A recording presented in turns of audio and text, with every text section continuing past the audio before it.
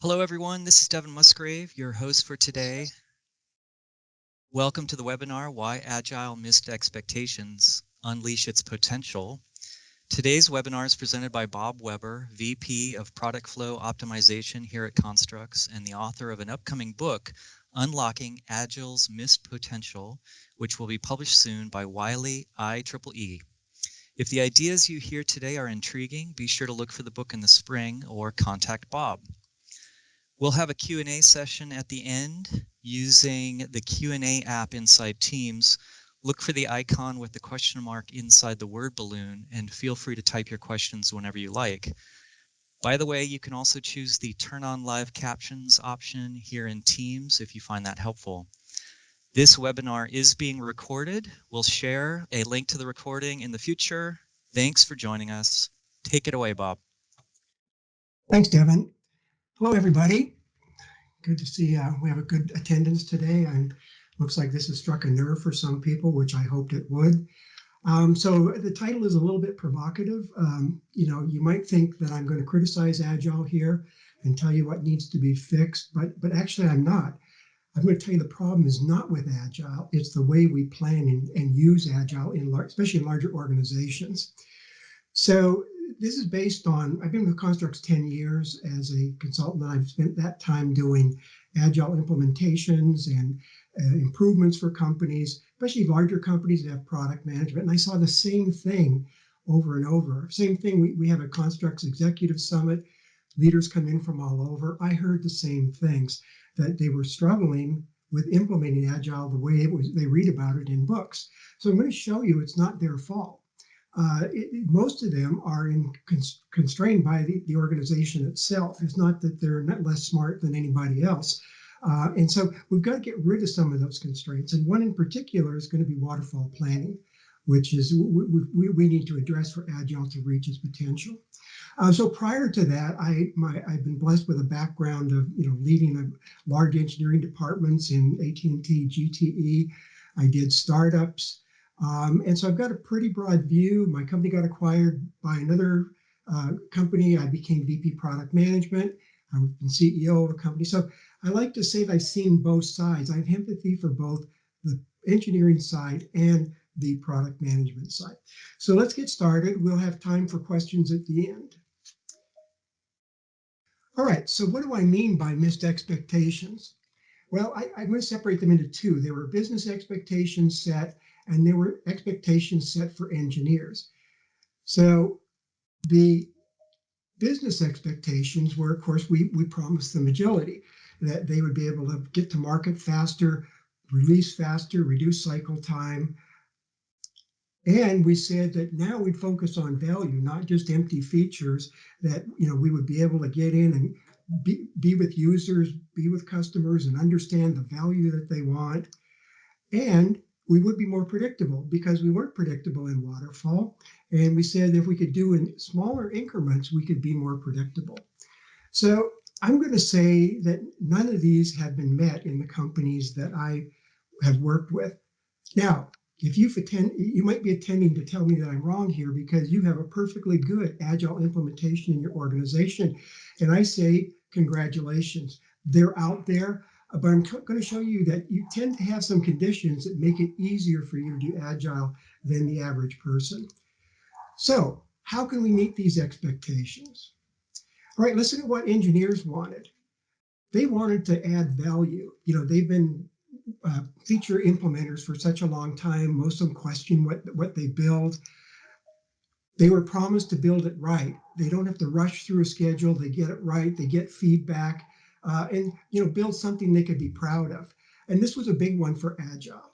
No more project management pressure, tasks monitored. You're going to work in teams. They're going to be able to pull from their queues, work at their own pace. And I'm going to say these expectations are not met in most organizations either. So this is going to be a major theme, that waterfall planning still exists in most organizations.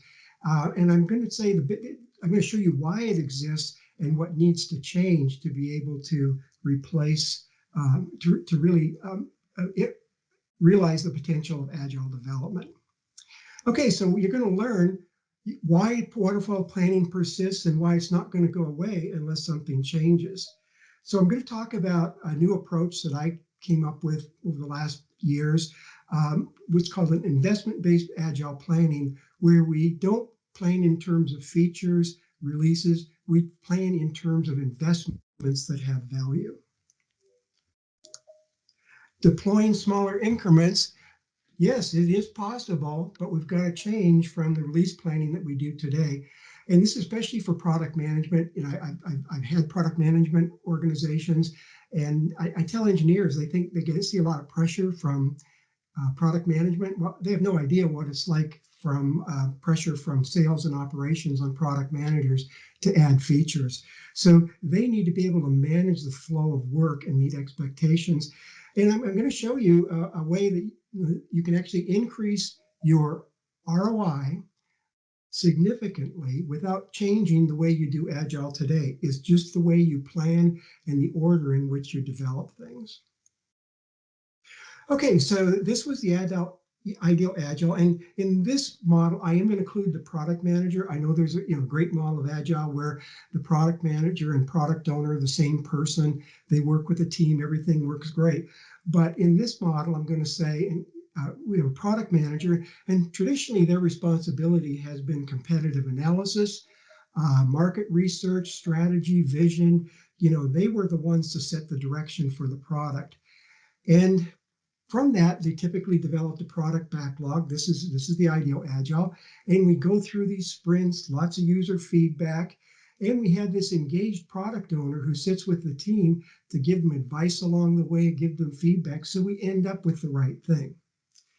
Now, this isn't what I've seen in reality in the larger companies. I see it, they have a massive mishmash of features that everybody's asking for, huge pressure on engineering to implement them. So we do break them down. So we do them in increments. Now, however, there is schedule pressure because usually they've been allocated to a software release that has a fixed date. The features have been promised. And here we see the project managers still around pushing the groups for dates. I mean, I've even seen project managers wanting to know when coding was complete on user stories. Okay, so and I don't blame them. They weren't told to do it any other way. They were kind of written out of the Agile vision. Ultimately, we package these things into a big release that takes forever to distribute. And we have a little bit of everything for everybody.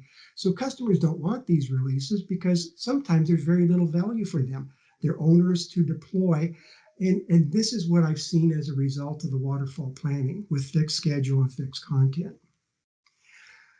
Now, as I said, I've seen this myself in many companies, but at one of our recent leadership summits, I did a little poll. I do moderate groups there, and I call it group therapy. All these leaders come from all over, and they talk about their problems, and everybody's thrilled to find out that they're not the only ones. And so I did a little poll. I said, in my group, 15 people, I wanted to know if Agile met expectations, is no better or worse than before. And so the results I got were quite revealing and not surprising to me because this is what I'd been hearing. In fact, very few said it met expectations, only 2 people. Now, I did allow fractional answers, so you see decimal places in there. But the reality is only 14% met expectations. Now, this is from the engineering perspective. I would like to do this same poll from their business stakeholders, and I would suspect it might be even worse. So that's why I say Agile hasn't met expectations. Now, there are great examples of Agile. The Agile you read about, there are usually some characteristics. They're single teams, typically. Dedicated product owner. Yes, we have that wonderful product owner who knows everything about everything, sits with the team and guides them throughout. This is important, domain familiarity. I see a big distinction here. Take companies like Spotify, who are building something that the engineers are consumers of themselves. They don't need much direction. The product owner doesn't need to give them detail. They know what they're building. Contrast that with a medical device company building medical devices in a company with developers in India.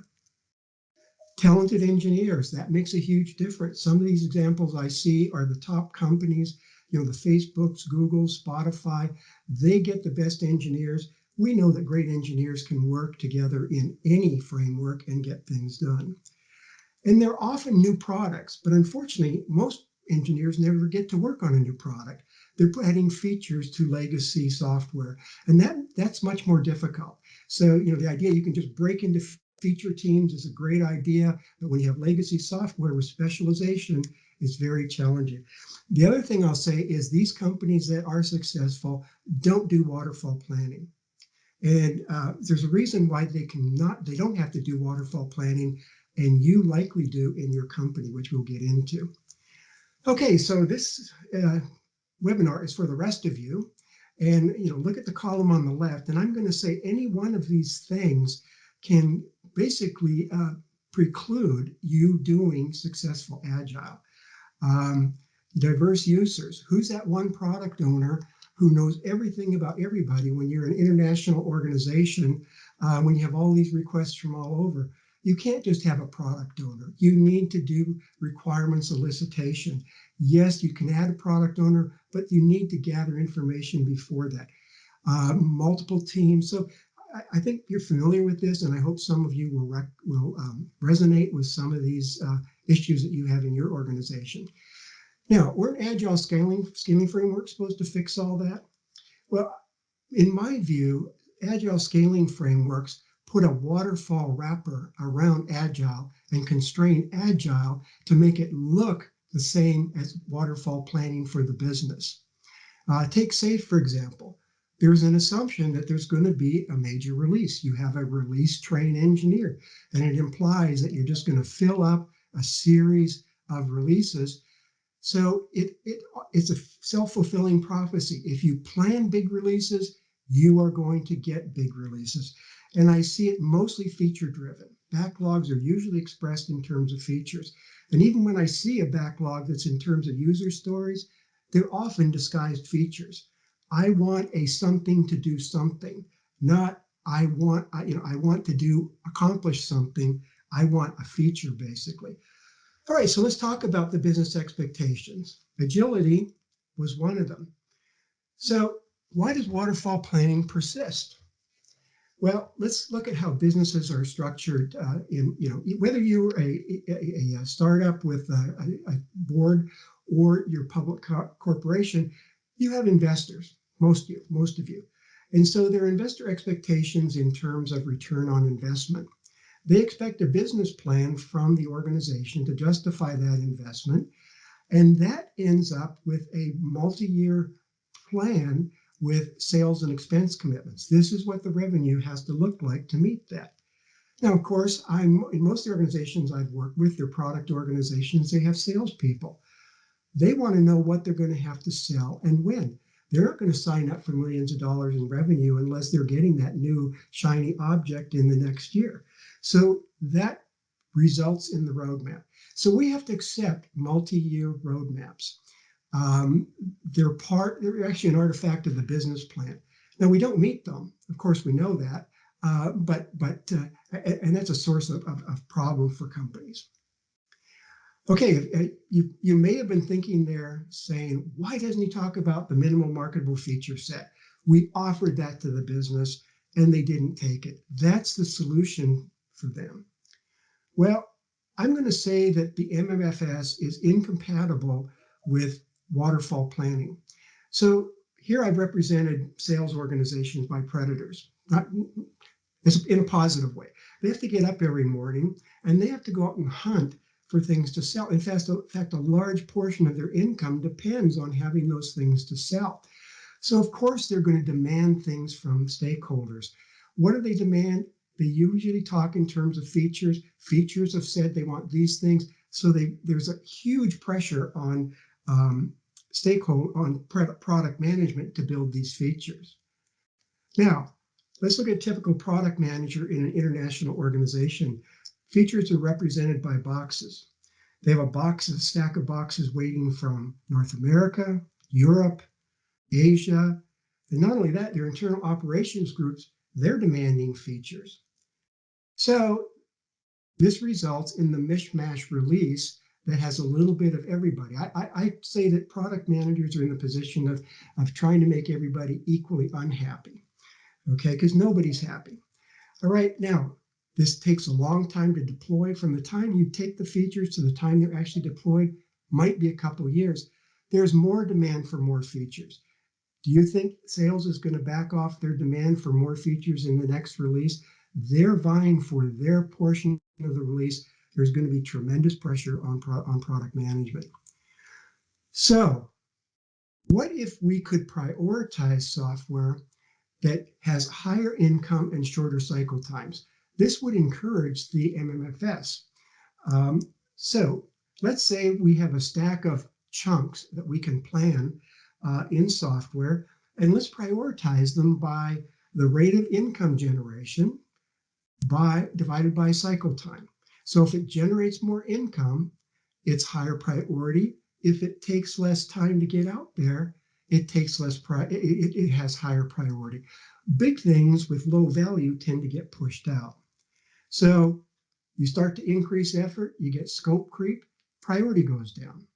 Now, it turns out somebody already figured this out, and it's a guy named Don Reinertson. This is his book, Principles of Product Development Flow. This is just one aspect of it. It's a great book, but he finds something called weighted shortest job first. The cost of delay divided by cycle time. Cost of delay is the amount of money that you would lose by delaying a project by 1 month. And the cycle time, of course, is when that income starts.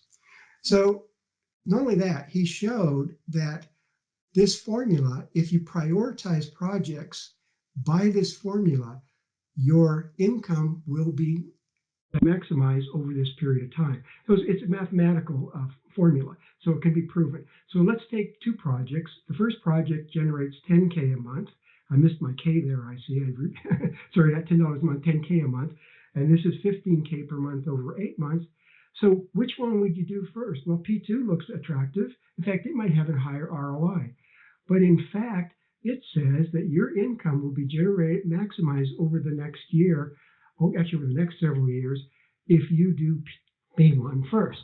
Now, so this implements, weighted shortest job first, implements that ideal prioritization method that we want to get higher value and lower cycle time prioritized. Now, there was an issue with cost of delay, and that is that cost of delay is not easy to calculate. It's really difficult to add income assumptions on a feature basis that we plan on, and it's usually at a big, large release level. So there's nothing between a feature and a release level that we can allocate income to plan from. So we turned it around and we said, well, what if we define a software investment, this chunk that we're going to plan, this planning element, it's the smallest increment of functionality that can increase revenue or reduce operational expenses. So now these become, by definition, small chunks that have a cost of delay. Now they can be prioritized by weighted shortest job first. So we create a new planning hierarchy, and we don't go right to features. We define investments, and somebody has to justify that an investment will produce income, either through revenue or reduced operational expenses. We look then at the features as the minimal set of features that can be defined to justify that income. Now, you start adding more features, your investment goes down lower in priority. So the teams that are successful are those who can define investments with higher income generation and lower effort, hence lower cycle time. Now, so you approach the minimal marketable feature set because it rises to the top in the investment backlog. Now, you can also, this becomes part of your portfolio. I also advocate breaking it down into P&L centers.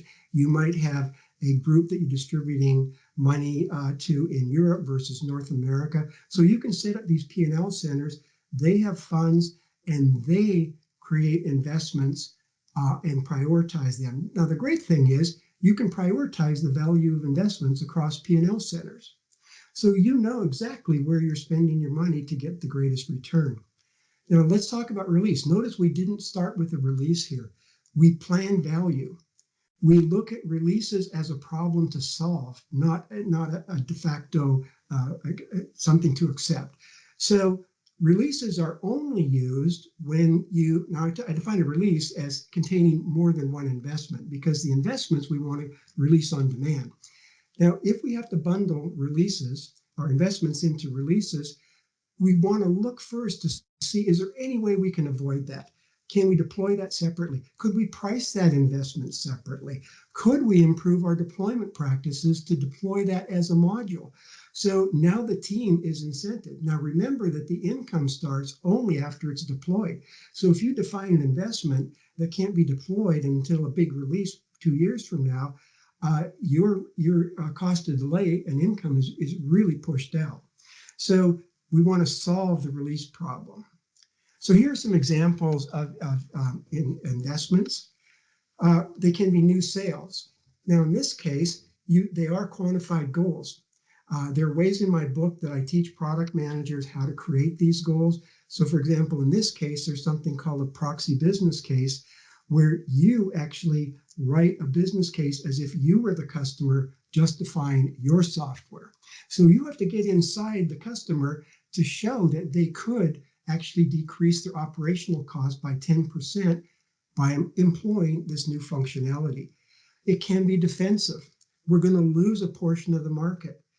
Now, the investment model might show you that it might be better to tap off that market and not add new features and spend that money elsewhere.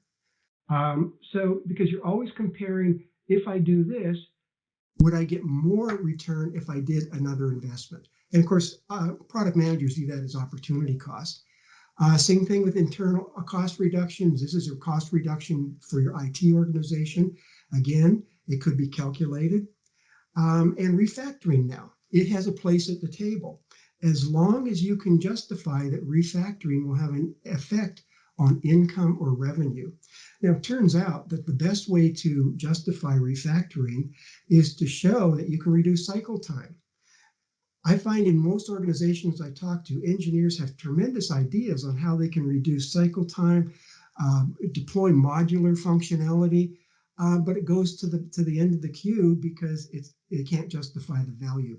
So again, in my book, I show how refactoring can be justified, and now it's right up there in the backlog, and you can show that refactoring can be the best business decision for the company. All right, so here's an example. These are 10 investments that are prioritized first by the traditional ROI method. Now, ROI doesn't account for cycle time. It doesn't account for, yeah, but if we do this one, we're not doing this one, and therefore that income is delayed. And that's the secret of weighted shortest job first. So you can see this top line is by weighted shortest job first. It shifts income into the earlier years because you're releasing that income sooner. So think about these as equivalent productivity improvements. This is real money. In that first year, you would have to improve software development productivity by 45% to be able to generate that same income at the same cost, or to reduce the cost for that income. So you can see over many years, it starts to even out because the initial high value investments tend to average out. But I choose a 3-year planning period. I look at cost of delay as the income that is lost when a investment moves out of a 3-year period.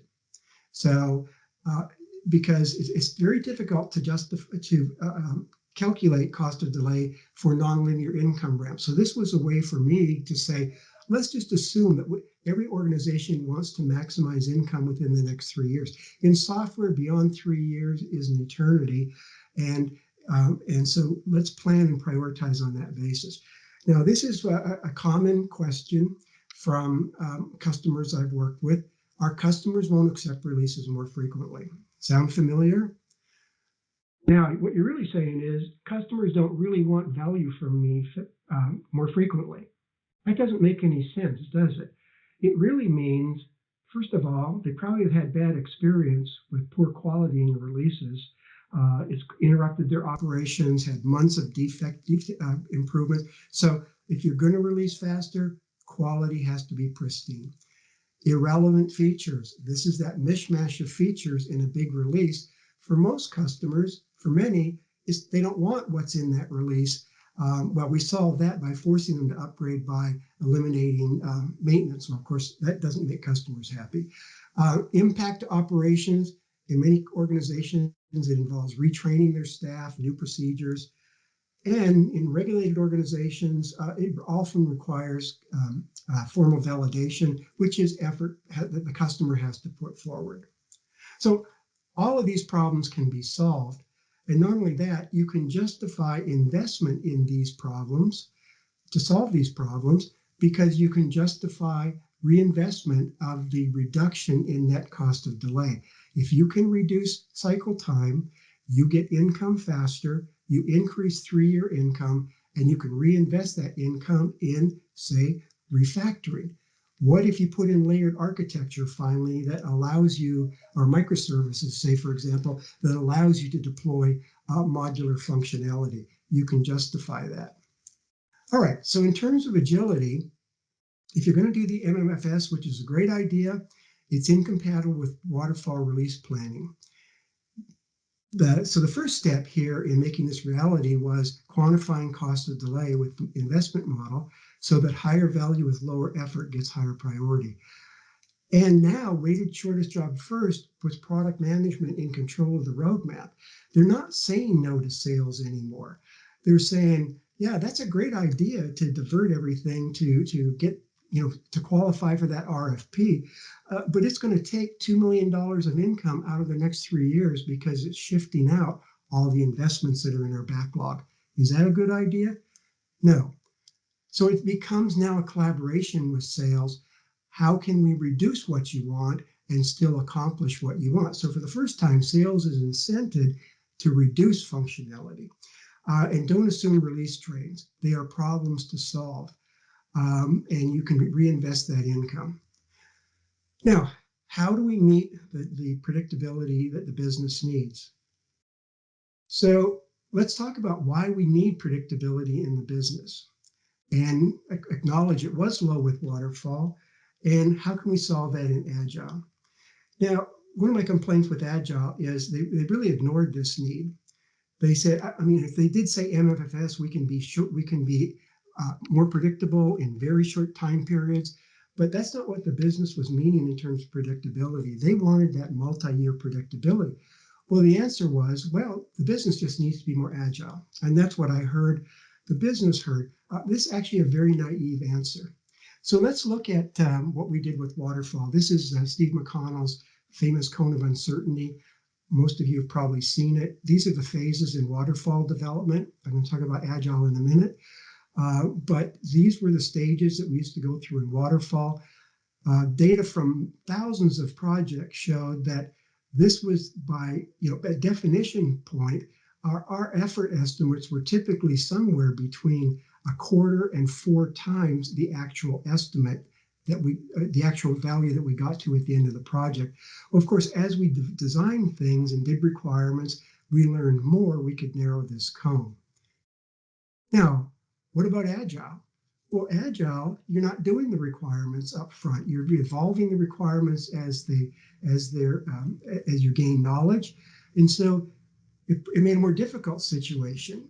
There's no way you can predict multi-year feature delivery with Agile because everything's going to change. So we need to accept the fluidity of Agile to be more predictable. Now, let's talk about why the business focused on engineering effort predictability. They actually wanted financial predictability. That's the ultimate goal. They're not in itself interested in software estimation accuracy. That's below the hood. So if we could find a way that we could provide financial predictability and still be able to vary software estimation, we would meet their needs. This is, again, been around for a long time, the famous iron triangle. It says that you fix if any three of these vertices can vary on a project, but if you fix two, the other one has to vary. Now, I'm going to say in most organizations, your resources are either fixed or your budget is, so your ability to add resources is fixed. So you have to vary scope and schedule. We tried not to do either. So we've got to allow that we can fix schedule and vary scope, or fix scope and vary schedule. Well, we're going to time box investments. Now, remember, we give the team flexibility in defining the features they need to justify the value. We've not prescribed the features that they need. Now, yes, I'm going to acknowledge that sometimes you just have to build features that customers demand. They're a separate pool. Build them, take them off their head count, but these are for tactical investments. All right, so let's use the analogy of landing an aircraft. How does it come down from 30,000 feet and land within a runway within a couple hundred feet of the target? Well, of course, they get feedback. So they're continually monitoring the altimeter, the airspeed indicator, and they make adjustments frequently to land. We can do that same thing if landing a software investment after we time box the investment. So our goal, our target at the end shows the dollar sign, is basically the development investment return and the schedule for the investment. We want to fix them. But what we can do is get a lot of feedback from Agile that we couldn't get from Waterfall. In fact, if we track our burn down weekly, we can see what's going to make the time box and what is not going to make the time box. Now we can make adjustments. Can we reduce these features without significantly impacting the income? Or can we increase income? This becomes a collaborative problem to solve between product management and engineering, and this is done on a weekly basis to make adjustments. Their gauge is weighted shortest job first. We're going to maintain weighted shortest job first, i.e. the ratio of the income rate and cycle time. So if functionality starts to get increased or sales now says we can't make that money, to stay on the glide path, you have to reduce functionality or increase forecast. Engineering now is incented to look at different ways to build features, make them short, make them smaller. Again, it's a collaborative effort now between product management and engineering. Now, if you can't, the business has to accept that this investment return is going to change. It may even be lower in the backlog now. Okay, so this becomes the instantiation of product teams. Product teams are very difficult to create in organizations with siloed product management and engineering. They have different objectives. Now investment product teams have shared financial goals around the investments. That's what creates collaboration and innovation. They are a team. Okay, so the key here is weighted shortest job first gives us a gauge to react to changes to maintain priority of investments and meet business goals. So we do achieve predictability. Okay, the last one, value. This is another issue I've seen with Agile. Now, again, I'm going to say I've seen wonderful cases where product owners are terrific. They work with the team. But this is what I've seen in most organizations. The product manager really wasn't there. Either they were the product manager the product owner wasn't there. They were often the product manager who's so busy, dealing with sales, customers, they don't really have time to guide the team. Teams have to go on and get assumptions. Or we sometimes have diverse stakeholder, as I said in the first place, that there's not just one product owner who can know anything. There has to be some requirement solicitation. We said, well, let's solve the problem by putting the product managers within development. And a lot of them were what we would call the former business analyst role. And but they had limited access to customers and market knowledge, so they were in the dark. The other thing I saw is overlap between the product manager and project manager role. I saw product managers down at the UI level. There were things that they liked to do more. They were more comfortable doing that than planning and doing competitive analysis. So there was tremendous overlap. Now, either way, even if you have a product owner, if you use waterfall planning, you don't have time to implement any feedback anyway. The team is already looking at the next thing on their backlog to meet the schedule. So the idea of a product, so product, this model needs to change also. Now, there is a role for product manager, and these are people who need to do the market research, market strategy, and they want to set the investment goals. They understand the value, they define the value. The product owner now is the person who works with the team to define the functionality to achieve the investment goals. The investments convey the business problem to solve. They're stated as a problem, as a goal. So the product manager doesn't need to dwell in functionality. They can do the planning, and the investment model gives them a framework to actually do that research step by step. All right, this has been around for a long time. Some of you may have seen it. This is back in the waterfall days. Yes, I admit I was there. So this is an old cartoon about misunderstanding what the customer went as we went through the different stages of development. So of course we ended up with the wrong thing. Now we improved that with Agile because we got feedback all along the way as we built things. We, for example, built the tire, and we let the user give us feedback on that, and we ended up building the tire. But while you were doing that, this is what your competitor built. Okay, and why were they able to build something? Now this is even better because they don't have to have a tree to be able to swing. So it opens up the market. So they understood stakeholder value. The value was, I want to relax outside. So you had to ask, why did they want a tree swing? And you have to dig down to stakeholder value. So you could define an investment goal of saying, build a device that a customer's rate 8 out of 10 or better in terms of relaxation. It doesn't have to be a tree swing. Henry Ford famously said, if I'd asked my customers what to build, they would have said a faster horse. Okay, so value summary. We've got now distinct roles for product managers. Product managers have a framework for planning value, working with customers, and doing competitive analysis. Investment teams are like product teams, share goals, they collaborate. Stakeholder value analysis, I've only touched on that, is described more in the book, but it really teaches product managers to focus on value versus functionality. In fact, you've defined stakeholder value when it doesn't reference any functionality at all. And investments become engineering problems to solve. What does that spur? Innovation.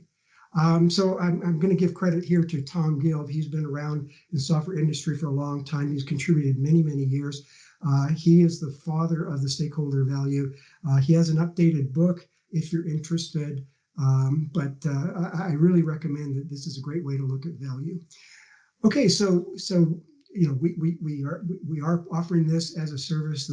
As Devin said, the book is coming out on April 15th. It basically tells you everything you need to be able to implement in this organization, all the way from influencing the decision makers to adopt it, establishing the consequences in your organization to make it happen, and investment templates that include all the ways product managers can plan value without getting into functionality.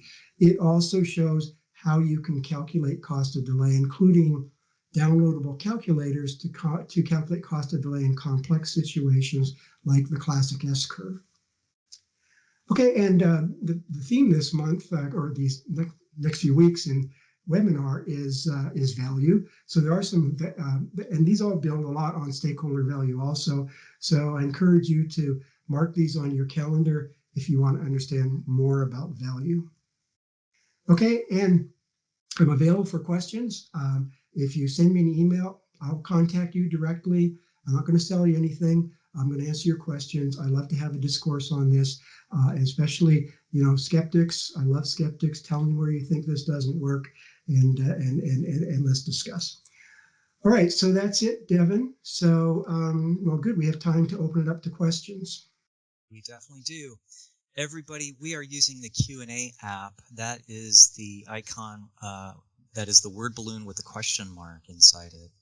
So the first question, Bob, is easy to answer. It's simply, will a recording of this be available? Yes, everybody. We will release that probably within a week. And we put all our webinars on YouTube, so that's where you'll find it. First real question for you, Bob. How do you think about investments in tech debt remediation, which typically have no immediate income? Yes, okay, good question. The answer for engineering is unless you can show income remediation, you're likely not going to get that technical debt required. Now, I'm not leaving you high and dry. There are ways you can associate income with technical debt. For example, even quality. Say you have error-prone modules. Look at the error rate of the defect rate. Look at how many customers, look at what your churn rate is because of quality. Most companies do interviews with customers after they've unsubscribed. Look at that. Look at the data. Now, in fact, if you're not losing customers because of that, it's probably not a good thing to do, because I'm going to say that just improving efficiency in development is not as important as being able to reduce cycle time, because when you reduce cycle time significantly, it moves everything up in the backlog. So my encouragement to engineers is learn how to justify technical debt in terms of financial terms, and you will find a different reception in the organization. Good question. Wonderful. Next question. How is an investment different than an epic with an explicitly stated business objective? Okay, yes, because epics, in my view, they tend to still focus close to functionality and they're lower level. Investments are more like business goals. So an epic doesn't have to justify income. For example, it can just be something users want. Now, you can build things users want, and it doesn't create any income for the customer. In fact, that's my complaint with getting direct impact from users, because oftentimes you create the most value by replacing those users, automating the process. So epics are one level below, and the key is that they have to justify that they will actually result in income increase, hence a cost of delay. Great. Next question. How would this strategy be applied to software development for embedded products that must have all functionality included when the product is released? Okay, well, good question. I actually come from the embedded world, telecom for years and years. So I'm going to say that there is an opportunity to be more agile in embedded development. Now, I've built, I know, like, for example, the first thing that you're going to do is build drivers, for example, in embedded. That can be a first release. It can be tested, so you can incrementally still be agile and build those things. Now, you're right, in this case, you're not going to be able to associate direct value with those smaller increments. So, but the entire embedded development will have a value that can be quantified.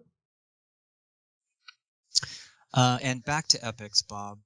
Are investments equivalent to epics in SAFe? Epics have a business hypothesis and lean business case? Yeah. Okay. Now, if you look at SAFe, they actually have something higher than that, and they call it a business objective, which is closer to what an initiative is here. That's something that they've recently added. Now, I'm going to talk a little bit about Lean Canvas. It's a great model for startup organizations. It doesn't play in large organizations that fix their budgets. It's very difficult to justify a large portion of your R&D budget for experimentation. You're not going to give money to a big portion of your budget to a team, and when they say, we're not quite sure what we want to build and what customers want, but we're going to do it along the way and find out. Now, you might get a small fraction of that, but the major budget organizations want to know what they're getting for that budget commitment. Hence, they've always looked at what features they're getting. Now they can look at a higher level and see these are the investments we're getting, which mean more to them. Here's a long question. This approach fundamentally relies on specific small features being able to be tied to a dollar value. That seems like a whole new problem to solve. Plus, it leads to the usual sales side games about how many licenses seats they say that it will sell. Doesn't this just lead to everyone exaggerating to get their item in, since there's no way after the fact to know what feature led to what revenue? Okay, several points in that question. Yep. You may have missed the point that I made earlier that a feature could be an investment if you could justify value income with that investment. That'd be a great thing. Low cycle time, high value, make it an investment. But for most cases, I agree with you. You can't justify economic value for a feature. Hence the reason I developed the investment. So you start with the investment. That's the incremental value. Now, a lot of times features are just opinions. I want this, I like this, the customer asked for this. Now you're looking at features within that investment, and the question you ask is, explain how that feature contributes to the income that I'm assuming for that investment. Oh, because somebody likes it. Well, does it actually provide value for them that they'll pay for? It reduces their operational costs. So now features are questioned. There is a technique in the book where I use t-shirt sizing, which is a little bit modified from the typical t-shirt sizing, where value, t-shirt size and value represents the contribution to income. So now the other thing you said was, what if people just blow up their estimates? I've been asked this, why don't sales just say, oh yeah, that investment, millions of dollars, millions of dollars, millions of dollars. Well, at the end of the day, these investments are laid out in a roadmap with income assumptions. Those income assumptions become the income commitment for the vice president of sales or for cost reductions for the vice president of operations. Now, if their people have exaggerated all these things, they're not going to sign up for that. They're going to go back and call those and say, really, you better be sure that you can make this. So that's how, again, it's a feedback system to make investments smaller. These are great questions. Keep it up. They are. Here's another at bat regarding features. How do we determine revenue from a new feature when the product is sold as a collection of interworking features? Okay, so this might be referring to, you're still a release-based company, right? So you're still selling a bundle of releases. Well, first of all, that is the old model. So I'm going to say there is an alternative to that. And I'm going to say if you start from the investment approach, you dig down to stakeholder value and you find value, you're going to find that you can release smaller increments. In fact, it's probably going to change your pricing model. Instead of pricing on upgrades, you may really find that pricing on a modular basis with smaller upgrades gets you money much faster. So I'd say go through the process of value. It's going to change your mind about just bundling features into releases. Features are way down the road. After you've defined the investment and the income, justified it, now you talk about features that only contribute to the income from that investment. And again, I show a t-shirt sizing method in the book. Next question. How do you arrive at WSJF for investments without knowing requirements to estimate? Okay. Well, remember, the problem with engineering estimation is we used to estimate to fix schedule, which was wrong. Now, I'm going to say your organization already estimates well ahead of requirements because they have a business plan. They've already assumed how much money they're going to spend in R&D in the next month, and they've got a bottoms-up collection of releases to justify that income. So it's already there. But you're not asking engineers to commit to it. You're saying, what do you think in terms of this size? Now, there are all kinds of great top-down estimation techniques that can be used prior to requirements. So, in fact, Steve McConnell wrote a book on demystifying the black art of software estimation. Use top-down estimation. The engineering team, in conjunction with the product manager, is setting a target.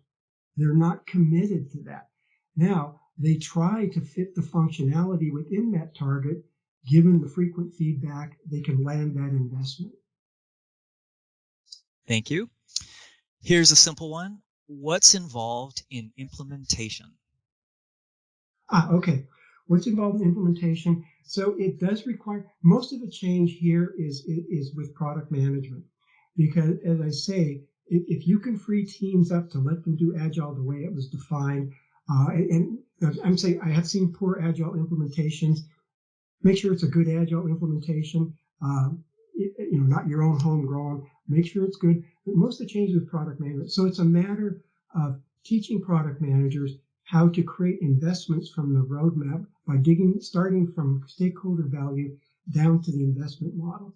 So I've found that product managers are very receptive to this because it puts them in control of the roadmap. It's no longer that incessant pressure from sales. It's no longer, no, you can't have that. It's, yes, that's a good idea, but look, I can show you that if we include that and push these others out, we're going to lose money. So now they're back in control. So yes, product managers can teach it, be taught this, and not only that, they have a planning framework to guide them. And they're not down there on their knees at the UI level with the product owner. This is the stuff they should be doing. Here's a related one. We have a very complex product with many stakeholders. How do you define an investment when the stakeholders disagree? Yes. All right. Well, you've got to find a segment that justifies a investment. Now, normally, if you have a bunch of stakeholders and they all disagree, and you want to build a minimum marketable feature set, remember, we always want to build small now and release it faster. You probably want to segment your market and identify those needs. Now, but it's a short cycle. Fill their needs, generate income from them, and then focus on the next segment. Okay, so you have to get the investment down to a segment such that someone is willing to pay for it, and it's the money that votes. It's not the not opinions by the stakeholders. Great. And one more, Bob. Last question. Sure. What new skills do engineering leaders need to develop?